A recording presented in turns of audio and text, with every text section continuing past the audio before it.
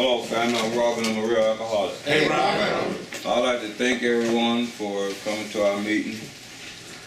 The name of our meeting is Change Your Thinking, Change Your Life. Let's open with a moment of silence, followed by the serenity prayer. Serenity prayer. God, grant me the serenity to accept the things I cannot change, the courage to change the things that I can, and the wisdom to know the difference. Tonight I want to tell a story. It's kind of like a parable. You know how when we read the Bible, the stories or the scriptures, they say that it's a parable. And a parable is just telling a story. First thing I want to do is reflect back to last week. Remember, one of our members had a major operation, Ken M. And I kind of like, since I have a very active prayer life, and I was taught to pray from the end. You see the person or the situation or the place as you created in your mind. Pray that it exists now. Assume the feeling that it exists, and it will manifest. So what I was doing for Ken in my prayer life, I know where Ken lives. I know what his grass looked like. I know his grandkids. So even though he was in the hospital, physically in the hospital, my prayer life wasn't connected to that condition of sickness. I assumed the feeling, and I believe that Ken was at home with his grandkids, cutting his grass, and then I saw him downstairs at the cash register, mingling with the customers like he do.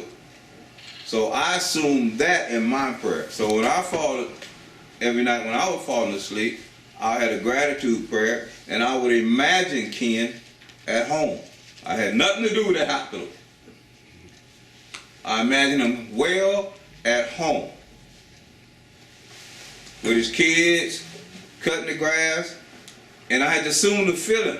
So I would drive up and see him cutting the grass. And I know what grass smells like when it's cutting.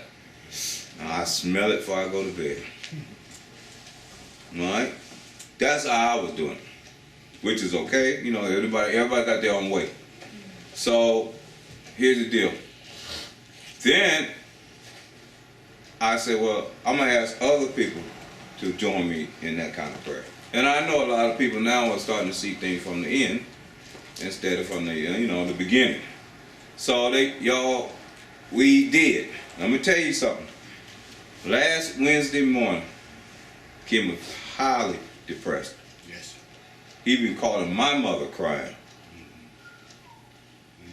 Okay? I never seen that man like that.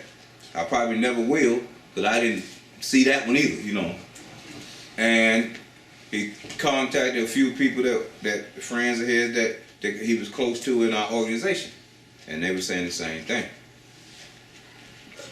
The miracle, the healing.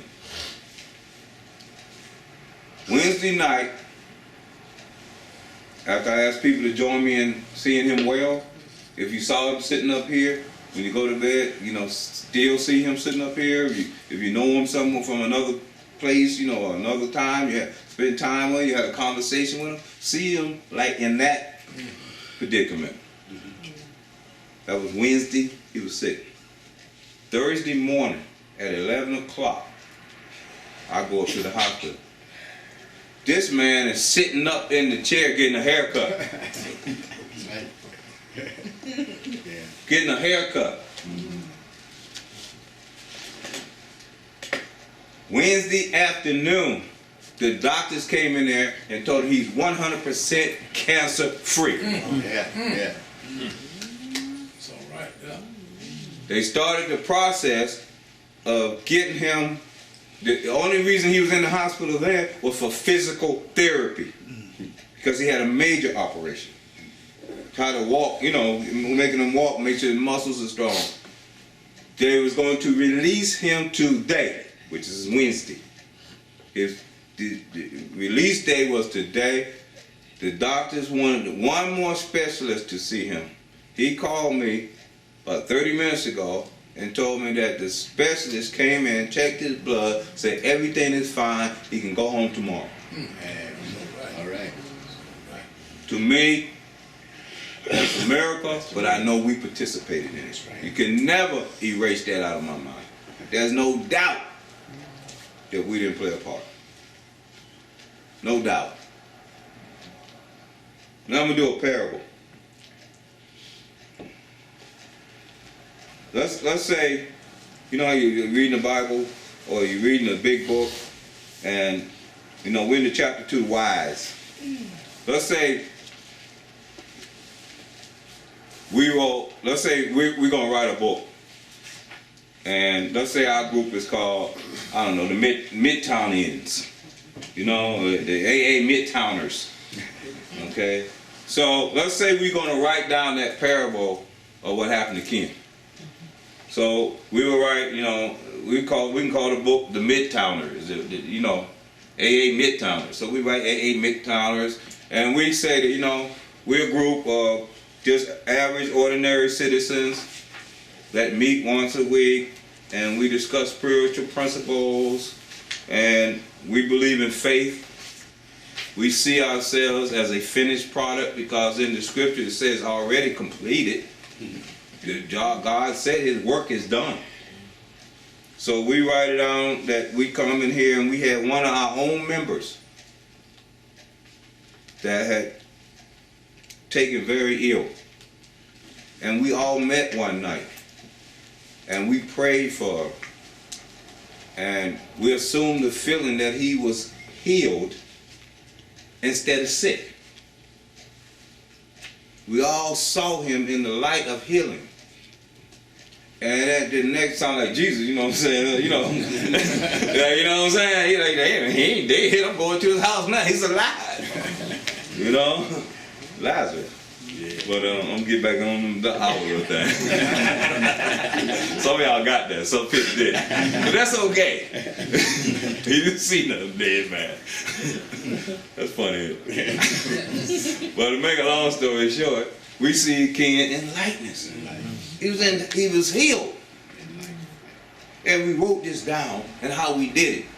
How we went home and when we got our prayer and we prayed for him, we saw him in situations that we were fully alive and fully healthy. Real healthy. Healed. And the next morning, the miracle took place. When we woke up from that sleeping in that condition of his healing, the next morning when we awoke, he was healed. Yeah. Amen. Mm-hmm. And we put that, we wrote it down. Now, 3,000 years later, we all gone. 3,000 years later,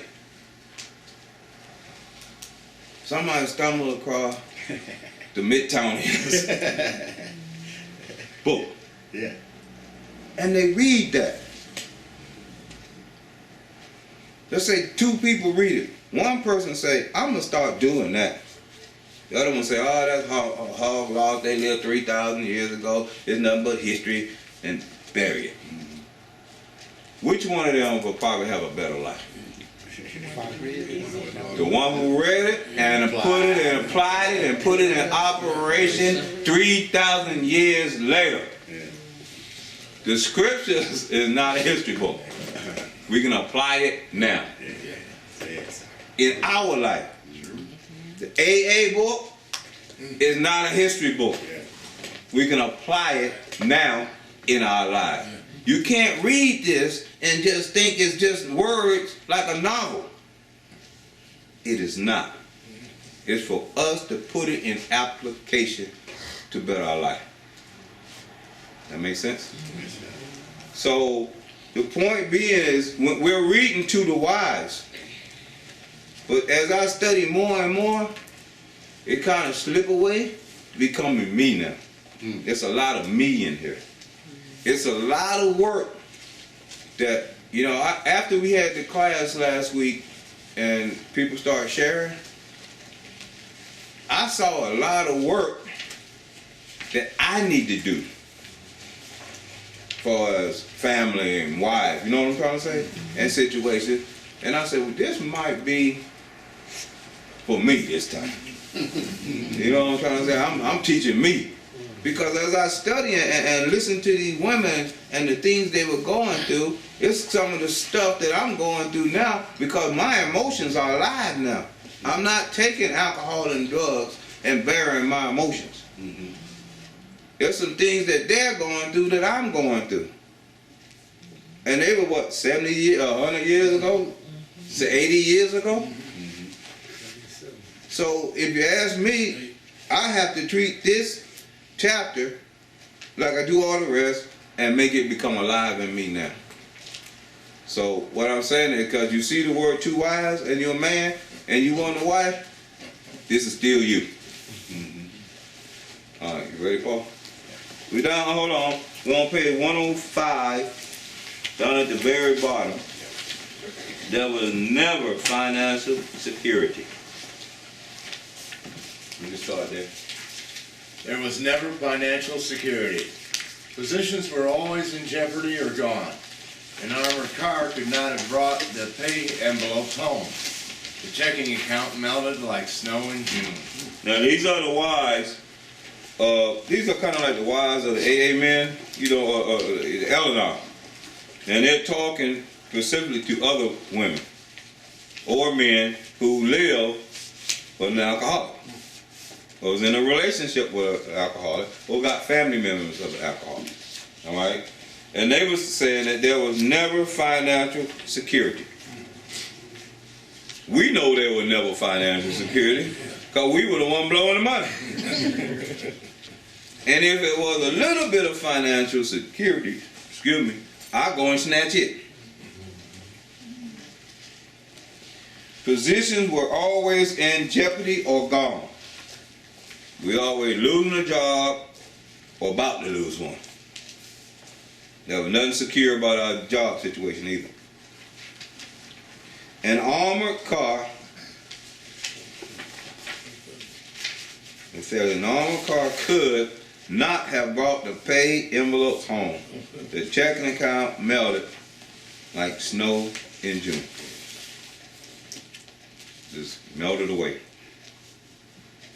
Probably even faster now with the internet. You know, and all the places you can go and manipulate and do this and do that. It's a lot faster. She wake up in the morning at $500. She take a nap, it's gone. And I haven't even left the house. Yeah, I don't know why the money to the drug man or the bar. It's in his account. That's a mess, boy. I'm so glad I'm sober. I can see that one now. You know what I'm saying? It ain't nothing to wire the money. You gotta move. You know? Do the next paragraph. We're gonna get deep in a minute, but that was a little humorous to me.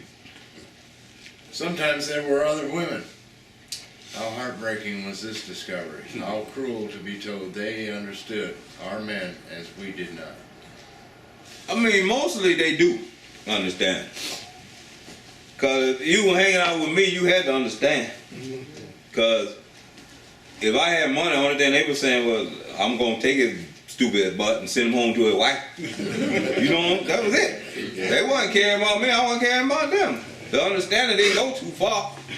And, you know, and if I had to cry or you know, I'll put me in this one. If I had to cry on somebody's shoulder or something, who else was I going to cry on? You don't want to cry on your wife, she's already crying. You know, they're already mad and crying. So you go get somebody doing the same thing you doing, getting high. Yeah, they understand. They understand getting high. That's about as far as them relationships went. For me. All right, but the thing is, how heartbreaking was this discovery? Now that's why I have compassion for the women. You're already messing up. You're already doing the family damage. And now they got to find out you're cheating on top of that. Heartbreaking. But you know what? They still hung in there. How cruel to be told they understood our men as we did not. I got your kids, I got your family, I got your back. I'm lying about to you, about your boss. I'm covering up your mistake, and you're gonna tell me the lady at the bar understand and I don't. Heartbreaking. All right, let's go. The bill collectors, the sheriffs, the angry taxi drivers, the policemen, the bums, the pals, and even the ladies they sometimes brought home. Our husbands thought we were so inhospitable. Joy killer, nag, wet blanket, that's what they said. Next day they would be themselves again, and we would forgive and try to forget. Let's see if we can't muster some of this emotional pain up. I'm thinking, like, for me, I was the type of alcoholic that always brought somebody home that would drink with me. Yeah. And especially in my military days, because I remember that I had a house, wife, kids, but they didn't drink. And I had a big ego too. My ego was strong enough to make everybody believe that I could do what I want to do. So I would get drunk at a bar, meet somebody. He was a guy, there wasn't no female. I ain't never take no female home. I was like crazy. I wasn't that crazy. But I would meet somebody who could hang with me in the drinking. Yeah. And as the money started running out, I had the habit, now this is a serious habit of mine. I would take a credit card, I would like get a Visa card or something, and max it out at the Class 6 store. I would buy $500 worth of liquor. So just in case somebody came over, I had enough. I kept my bar stocked. But I didn't enjoy drinking at home by myself. I would go out and drink. Now you get drunk enough, and your money starts going down. Your mind, alcoholic mind, gonna remember that I got all this stuff at home. So I would bring people with me to let's finish out. And I had woke up plenty of morning, my head on the kitchen table. This other fool head on the kitchen table. I didn't know him. He didn't know me. And I passed out like that. Then I'm thinking how insane that was. They could have killed me, my family, everything. None of that crossed my mind. I just had to finish this spree. So I understand how they would feel if they walked in and saw me doing what I was doing. They woke up in the morning, I'm drunk and he drunk. I vaguely remember my kids telling me, Dad, it's like 2 in the morning, can y'all be quiet? Get back in there. I can remember that now. But if it wasn't for this, doing this chapter, it's bringing out stuff that I know that probably I need to correct now. Even though I'm clean and sober. All right. It said the bill collectors, the sheriffs, the angry taxi driver, policemen, the bums and pals, even the ladies, they sometimes brought home. Our husband thought that we were so inhospitable. Joy killer, wet blanket, that's what they said. The next day, they would beat themselves again, and we would forgive and try to forget. Alcoholics, like me, we always blame everybody else. When I'm drinking, I say, oh, she just getting in the way, you know what I'm saying? She just nagging, that's what she do. But at the end of the day, it was me that was creating the whole, insanity scene. But what stuck out to me was the next day, I would be myself, and the other people will forgive and try to forget. to forgive and try to forget. Since I didn't have no steps on me, it wasn't going to be no amends. So you might well forgive and forget. And it wasn't going to be no me. I'm sorry. I apologize. If I did, I don't say it so many times that there ain't no point in saying it no more. You know, so they will have to like push it under the rug. Find some way to get past it so they will forgive and try to forget. But it's going to happen again. All right, let's go. We have tried to hold the love of our children for their father. We have told small tots there that father was sick, which was much nearer the truth than we realized. They struck the children, kicked out door panels, smashed treasured crockery, and ripped the keys out of pianos. In the midst of such pandemonium, they may have rushed out threatening to live with the other woman forever. In desperation, we have even got tight ourselves, the drunk to end all drunks. The unexpected result was that our husbands seemed to like it. This is the women saying, we have tried to hold the love of our children for their father. I see that even today. Even in, if I look back, my kids, their mothers said, or made an attempt, I'm pretty sure they said some stuff, but they made an attempt not to put me down. You know, because I were the father of their kids. That's the kind of mother I had. Now I don't see other mothers, you're gonna get, you know, you're gonna get put down. You know, they're gonna put you all the way down and then stomp on top of you. But mine didn't do that. They always tried to protect the kids from my insanity. Right? And I kind of like grateful for that. You know. But I think the loving nature of the mother, she wants to protect the kids. She don't want the kids involved in this man's insanity. You know, this other person's insanity. You try to want to hide it. Now, I'm not no psychiatrist. I don't know if it's healthy. You know what I'm trying to say? But you do try to, you know, protect the love. They don't want no one to hate their father. They're talking about love. All right? It says that we have told small tots that father was sick, which was nearer the truth than we realized. At this point, the wives, they haven't opened up and told the wives yet about the illness of the disease, about the disease of addiction. They haven't talked about that.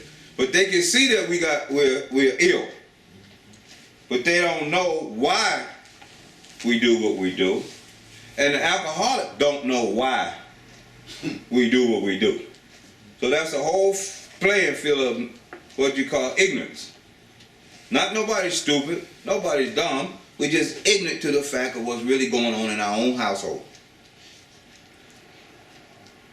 All right? Ignorance in the point of lack of knowledge. All right? Now that's not only happening in these people's homes. That happens in treatment centers today. That happens in recovery houses.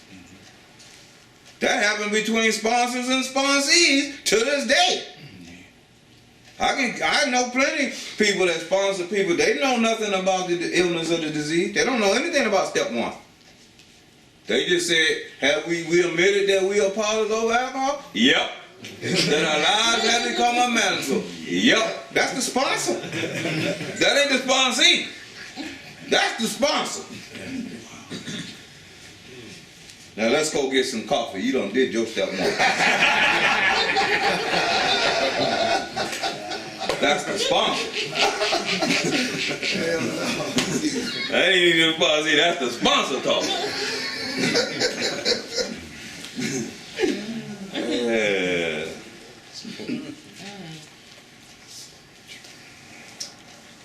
We have told small tots that our father was sick, which was much nearer the truth than we realized.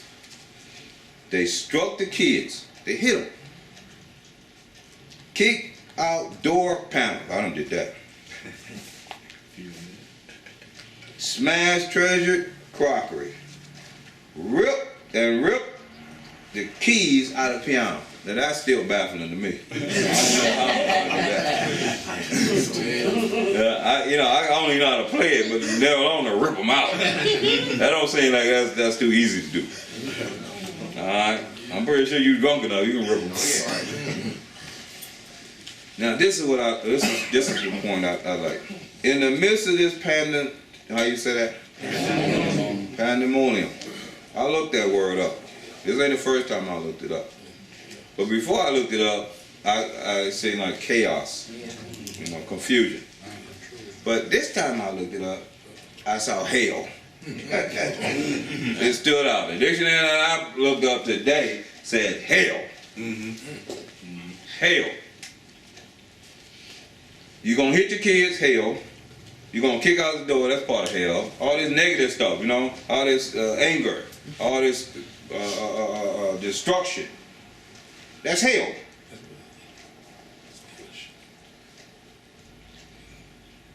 They may have rushed out threatening to live with the other woman forever. Let's talk about this hell.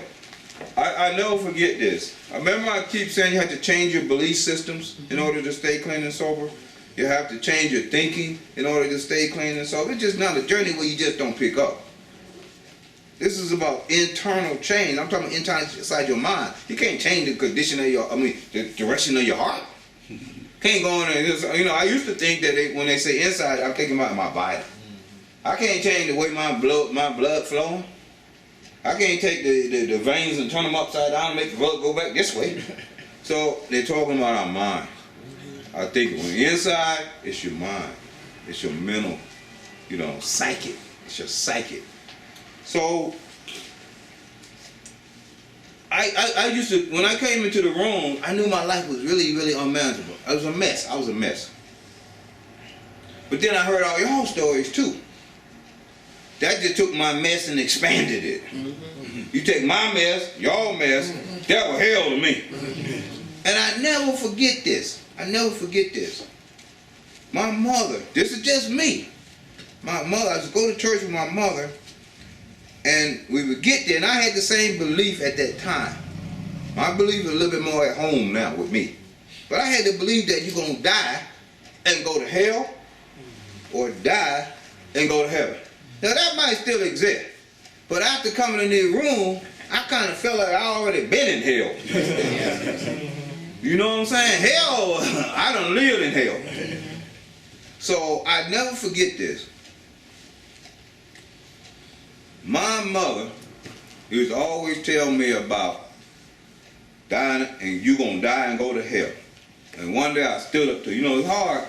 When you believe, it takes some time to change the belief system. It just ain't overnight, Because you brought up, I can understand people believing that because you taught that from a baby all the way up. Now, you ain't did no investigating, you just taught it. And when it became bigger than me.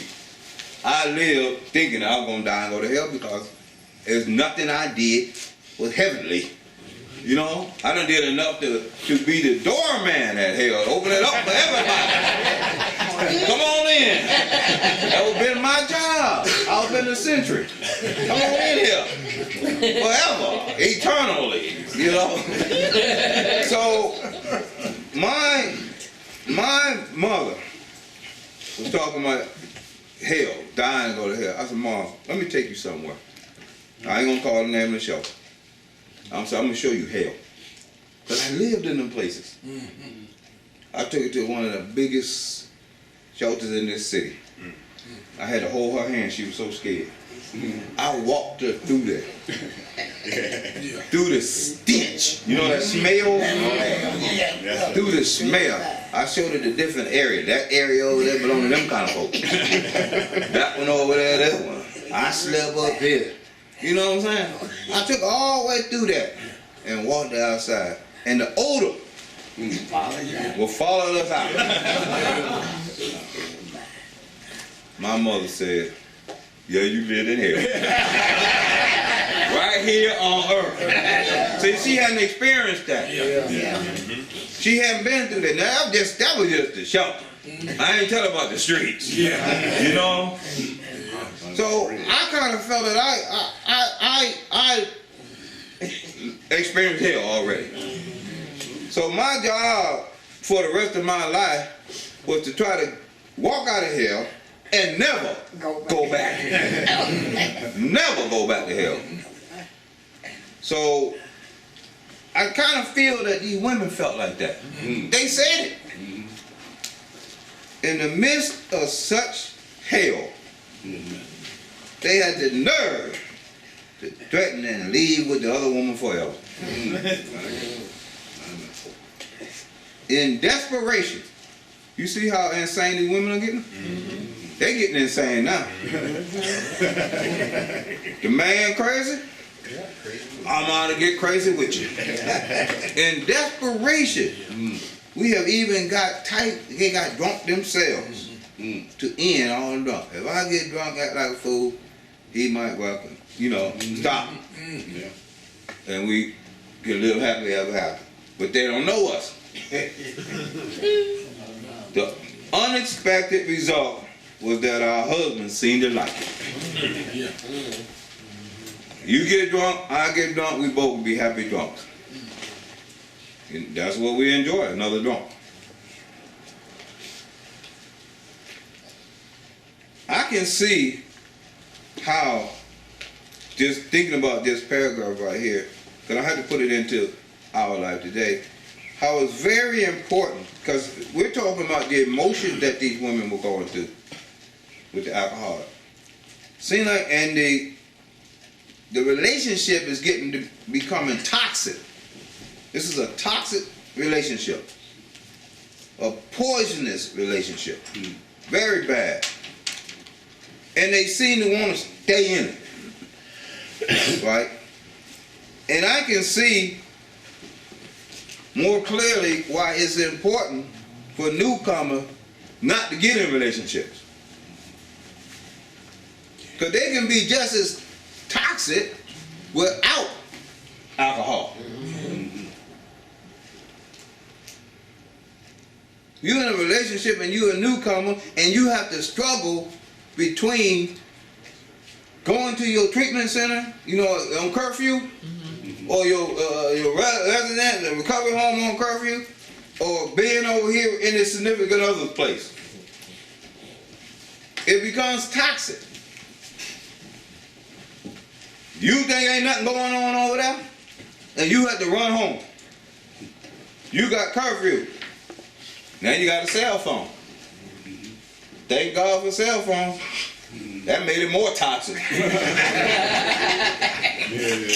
You supposed to be in bed at 11 o'clock, you up 12 o'clock calling the house, 1 o'clock calling the house, 2 a.m., you messed up.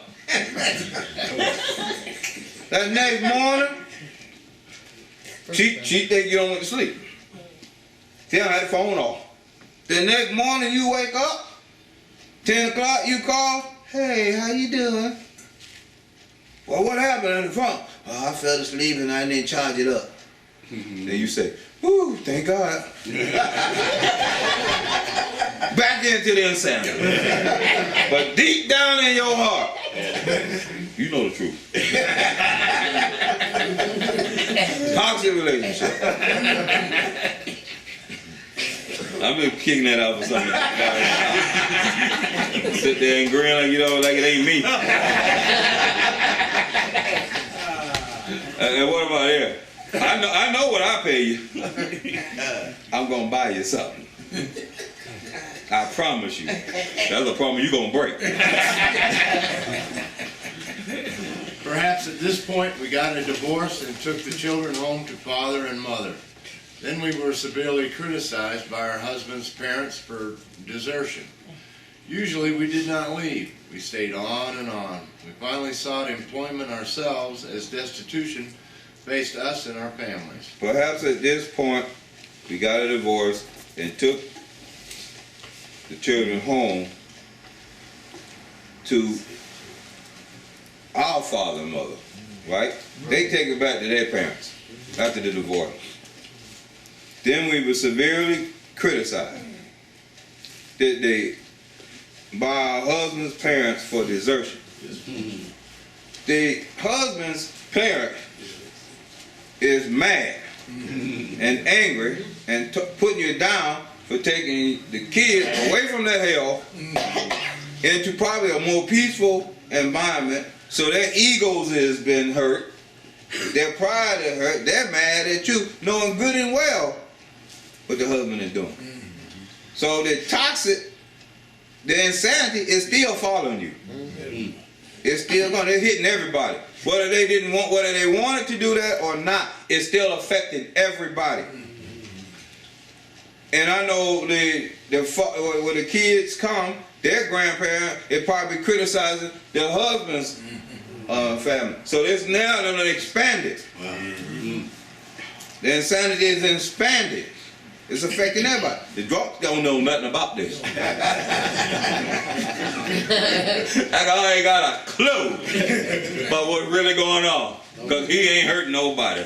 But I'm just hurting myself. That's what I said. Nobody but me. I ain't got a clue what's going on. Go ahead, Paul. We began to ask medical advice as the sprees got closer together. The alarming physical and mental symptoms, the deepening pall of remorse, depression, and inferiority that settled down on our loved ones. These things terrified and distracted us.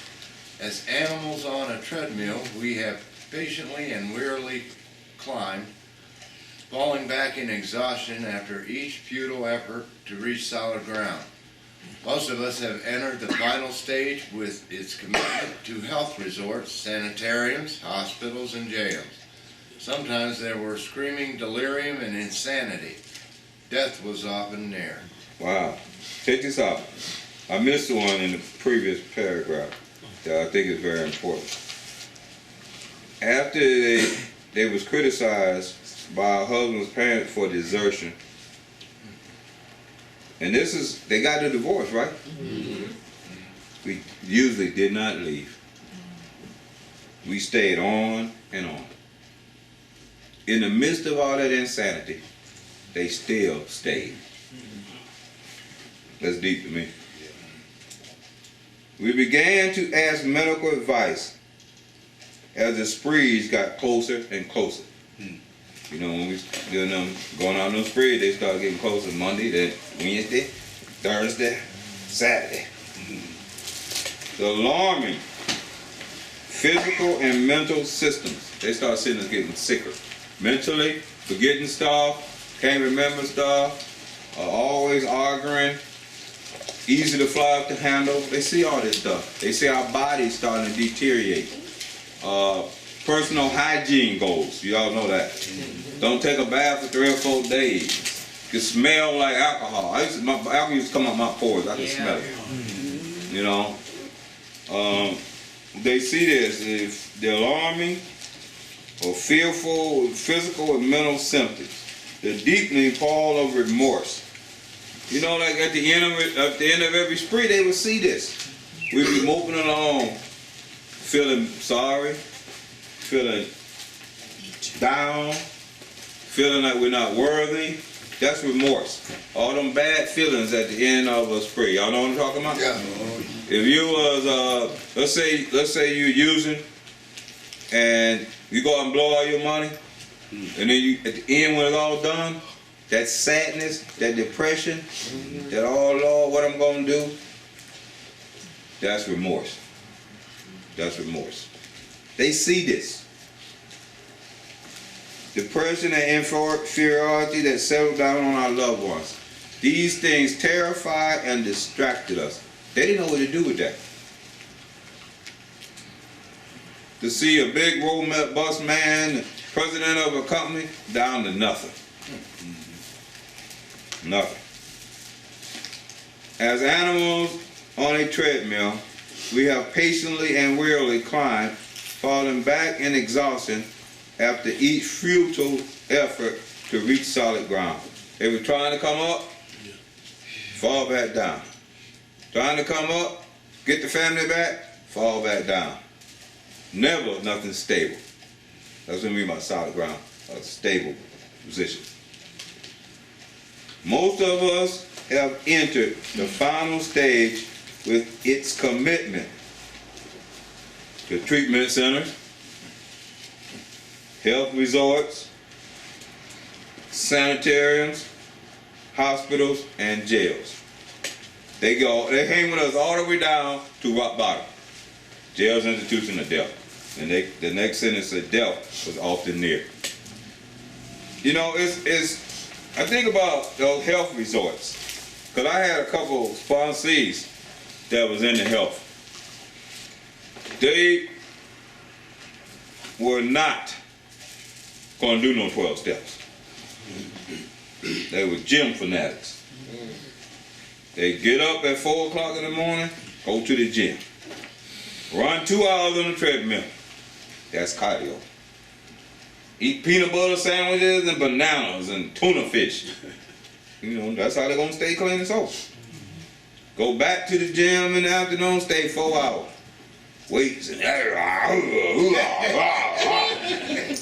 the health is okay, but you can't replace or substitute the 12 step with health, with a gym. One sponsee did about 2 years of that. Now, was he cut? Yeah. Was his body fat down? Yeah. But was he drunk? Yeah. Didn't work. You cannot replace those health resorts with no 12 step. Alright. Sometimes there were screaming deliriums and insanity. Death was often near. I'm gonna tell y'all, when I heard the screaming part. I had a little Maltese, Poochie. Poochie was, when I had to put Poochie down, she was 16 years old. I got her, my wife went and got her when she was like a little puppy, you know, maybe 3 months old. She was going by a pet store and the little dog was in the window and scratching. So my wife rolled home and said, I saw a cute little white dog. We ain't been thinking about no dog. A cute little white dog, and I started to buy it. I said, well, go back and get it. She said, you see it? I said, yeah, go get it. She went back and bought the dog. And we didn't know, I never even heard of a Maltese, you know? But she got the dog. I didn't know I was gonna have 5 or 6 of them later on, but she got the dog and brought the dog home. And when I first seen the dog was a little puppy playing, and I had dropped some ice. And the ice slid up under the refrigerator, you know? It just kind of rolled up under the refrigerator. And the dog saw it and was playing with it and kicked it up under the refrigerator. Puppy. And I took the dog up the steps, right? The upstairs and up steps. And then I came back down. About 30 minutes had passed. And I saw that little puppy run down the step, run to that refrigerator, try to get that ice. I said, this is a smart dog. Because most of their attention don't last that long. They be on for a dot, that ice, you know? She ran back down and get that ice. I fell in love with her then. We raised that dog for 16 years. That dog came to work with us every day with my wife. It wasn't so much me. Everywhere my wife went, that dog was right on the hill for 16 years. The last 3 years, or 2 years of the 16 years, the dog had congestive heart failure. I never raised a dog before. To me, a dog was outside. Right. Throw it a bone, put some water, or maybe the cheapest dog food you can find in the store. You know, nothing on the gourmet, nothing. You know, mix it with cornbread. Remember them days? Yeah, that was the dog. There wasn't no house, nothing. You know, and if it came in too far, you got to go outside. Cold, sleet, didn't matter. So, this dog, the last 2 years of it, and this story is going to relate to it. The last 2 years, I watched the dog deteriorate. Congestive heart failure. I must have spent thousands of dollars because the vet was kind enough not to tell me to put it to sleep. So they was telling me what to buy to try to save it for 2 solid years. Now looking back, they ripped me off. Right. They started connecting. I got ripped off at the end of the day. Yeah. You know, but I didn't know. Ignorance, right? Right. Lack of knowledge. So I would have to pick the dog up. The dog would eat and use the bathroom, but she couldn't walk. Right. So I would pick the dog up, take her outside, do her thing, pick her back up, bring her to the food, and she lived like that. I was carrying the dog. And I lived like it too. So that's how me and the dog stopped bonding, because I had to take care of it. It wouldn't go in the bathroom on the floor and nothing like that. They would wait till I pick it up. So, got down to the bitter end. The dog would scream. I had the dog sitting in a chair over here, and we'd be up here working. And about the last month or so, when the dog got really sick, it lost weight, and it was like just, you know how them horses look when they malnutrition? And they didn't tell me to put it to sleep, so I was trying to save the dog's life. I thought I'm a good humanitarian now. I'm in fucked up. I love. So I'm doing all the stuff, right? And the dog was starting to scream from pain. Ah! Real loud. I'm like, wow. And I still gonna save it. So I would take it to the vet. The vet would get the dog, give me some pills. And I get it, push it down. They show me how to push it down the dog's throat all the way down. Push it down. So I did that. And an hour later, the dog was running around like a puppy. Running, just happy. So I'm thinking my dog getting better. Then I found out they were giving my dog morphine. I didn't know. He was happy already. You know? Man, no man, that was a puppy. She turned back into a puppy with that morphine in it. So that morphine wall, you know. So I was sitting over here, it was a guy in recovery. And he said, Robert, I want to tell you something about your dog. I said, what do you mean? He said, I just listened to him. And I listened to him. He said he worked at a vet. He was in the recovery program. He said he worked at a vet. And he said he had worked at a vet for like 3 years. And one day he told me a story, a parable. He said one day I was driving home and I seen a German Shepherd, and I was on a street like going 45 miles an hour. I seen a German Shepherd running from another car, and the car hit the dog went up in the air 30 feet, fell down to the ground. He said by me with an assistant, you know, in the vet's place, I stopped my car, got the blanket out because I knew what to do, ran over to the dog, and when I got to the dog was bleeding out of the mouth, and I tried to touch the dog, and the dog screamed real loud. He said, here's the moral of that story. That dog got hit by a car going 45 miles an hour and was screaming like that. Your dog is just sitting in a chair and screaming like that. You have to put that dog to sleep. That's the kind of pain that dog is in. Hit by a car. They were just sitting in a chair on a pillow. I told my wife that story. She agreed. It was time for it to go. Had that man not told me that, I wouldn't have been conscious enough to know. And I was always fearful that he was going to die. So I took it to the vet. They said, yeah, we're going to put it down. So they give you a date and a time. I did all that. That was a Saturday of my life. But what happened was, when they put the syringe in and everything, and I was right there with Poochie, they shot Poochie with this stuff, and she smiled and went to sleep. That gave me so much peace, because I felt like, wow, this dog is in a better place. Her spirit is gone. That little crippled body, that mangled, that full of pain, she don't have to feel that no more. And I was real pleased that I did what I did. You know what I'm trying to say? Let's go back to this. These wives are watching their husbands deteriorate like I watched that dog deteriorate. Your mothers, your fathers, your children, watch us deteriorate down to crackheads and alcoholics like I watched that dog deteriorate. Most of us has entered the final stage with its commitment to health resorts, sanitary, hospitals, and jails. They saw us go from here all the way down to nothing. Sometimes they were screaming deliriums and insanity. Death was often near. They saw their loved ones dying, like I saw that dog. Do the next one. Under these conditions, we naturally made mistakes. Some of them rose out of ignorance of alcoholism. Sometimes we sensed dimly that we were dealing with sick men. Had we fully understood the nature of the alcoholic illness, we might have behaved differently. Under these conditions, those dying conditions,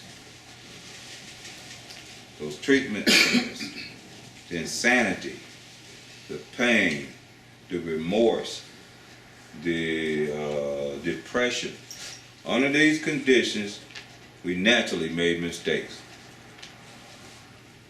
They didn't know what to do. Send them to a psychiatrist. I don't know. There's numerous mistakes you can make under those conditions because I'm not trained, and look at what I got here. All right, it says some of them rose out of ignorance of alcoholism. So they didn't know about the illness. They did not know that we suffer from a mental obsession and a physical allergy. A lot of people come into a treatment today don't understand that until they get into a place that teach them that our mind has an obsession to use. All right, it's a thought or an idea that will override all normal thinking. I'm gonna do it next week on the chart. If you have, like on the bulletin board, if you have normal thinking, let's say right before payday, you're gonna tell yourself, I'm gonna go to Publix and buy some food this week, I'm gonna pay for my room, I'm gonna give me some new clothes, I'm gonna send my kids $50, you know what I'm saying, I'm gonna pay back Steve and Albert that money that I done borrowed, I'm gonna do everything right this week. That's normal thinking.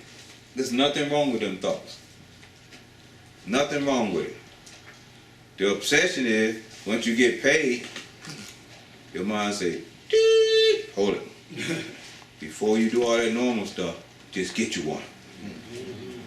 Just get you one. Just take a drink. Just go get a rock. That overrode all that normal stuff you wanted to do. That's only half of the disease. The other half is what happens once you put it in your body. You don't know. So they didn't know that their husbands suffer from an allergy, which is an abnormal reaction to something.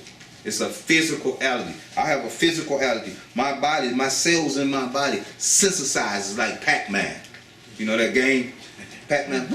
If I put any alcohol or any drug into my body forms a craving for more of it. It develops a craving for more alcohol and more drugs. It's powerless. I'm powerless because my mind cannot stop my body from craving it. That makes sense? My mind, my craving is beyond my mental control. My mind can't stop me from craving. So I'm off to the races. All right? My mind will go back to normal and say, look, Rob, ain't you supposed to be paying Albert now? Did you promise your kid $50? Ain't you supposed to be going to Publix and buy some stuff for next week? Too late. My body's craving. I go with the craving. It's beyond the craving. It's beyond my mental control. My mind can't stop me from craving. This is step one, y'all. That's why I said sometimes sponsors don't know. It's beyond my mental control. And then when it's all said and done, when I'm all broke and I'm at the end of my spree, I'm in remorse. I'm depressed. Why am I depressed? Because I didn't pay my bill. I look like a fool now. I made the promises to the kids I didn't keep. I don't have nowhere to stay because I didn't pay my room. I didn't do none of the Albert and Steve looking for me. I'm depressed. I feel sick. But the obsession can override all normal stuff. That's a normal condition with anybody. Charlie can come up to me and say, look, Robert, I know you're in that depression.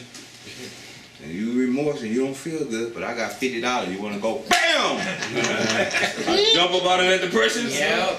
Start it all over again. The insanity. Because the obsession can override your lowest point in your life. People be sitting in the hospitals, being shot on the street for using drugs. Somebody can come to visit you and say, would you like to have some money? They don't know. Give you $20 so you can buy you something out the gift shop. Yeah.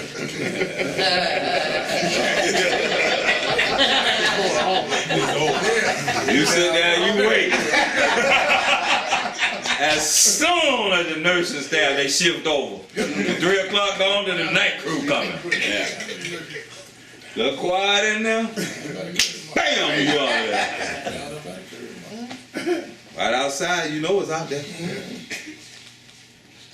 In the nightgown with the back out. Your back out. 2 degrees outside. Back out there. Getting messed up. They come back in there and go in remorse and pray to God.